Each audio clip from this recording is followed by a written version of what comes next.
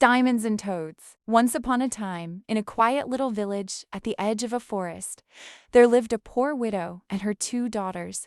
The elder, Clarice, was sharp-tongued, proud, and vain, while the younger, Marianne, was gentle, patient, and kind-hearted, just like her late father.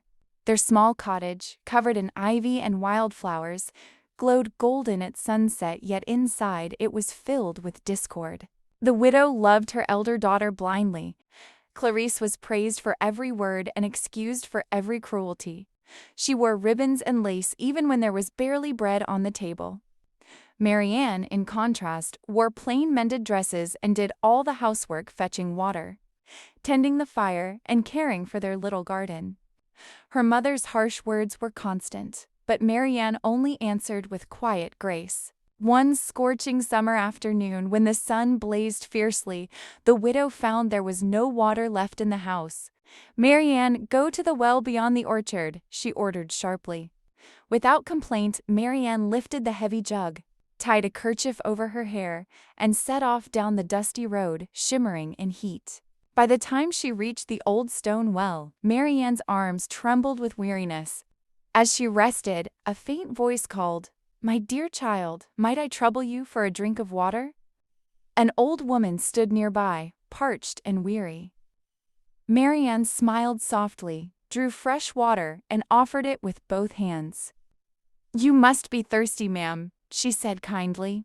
The old woman drank slowly, her eyes glimmering with something ancient and wise. "Few hearts are so pure," she said.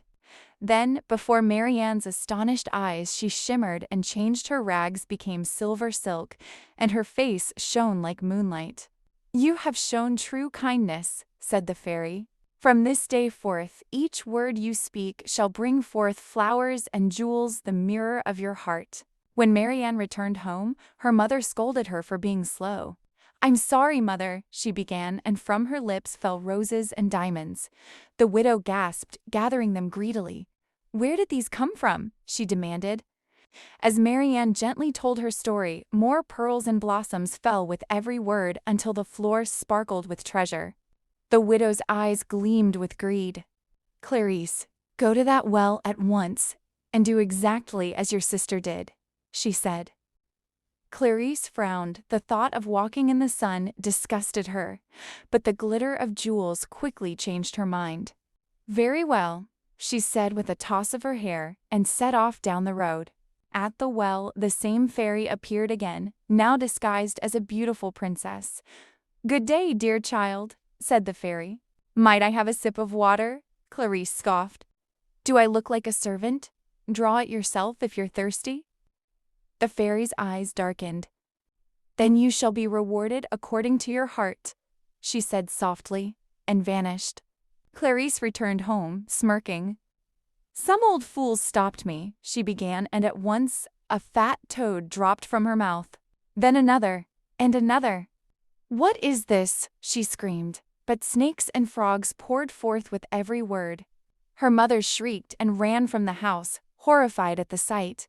"This is your doing," the widow cried, turning on Marianne. "You cursed your sister." Marianne tried to explain, but her gentle words only brought more diamonds and lilies. Enraged, the widow pointed to the door. "Get out! Leave this house at once!" And so, heartbroken and alone, Marianne walked away as the sun set behind the hills. Along the forest road, a royal carriage appeared. Inside sat a young prince returning from a hunt. Seeing the weeping girl, he stopped.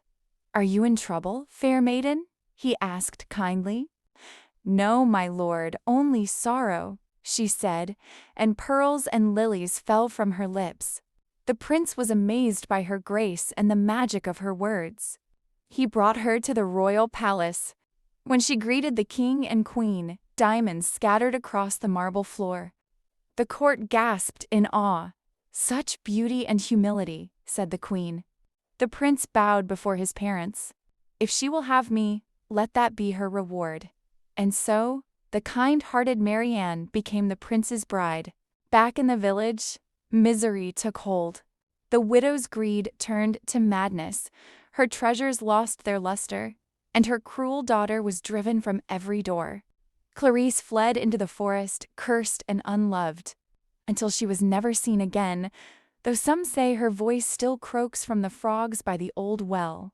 Years passed, and under the gentle rule of the prince and his fairy-blessed bride, the kingdom flourished. The poor were fed, the fields bloomed, and the air itself seemed warmer with kindness. Whenever the queen spoke, her words brought joy to all who heard. "Kindness," she would say with a smile, "spreads like sunlight. It costs nothing, yet it makes the whole world rich."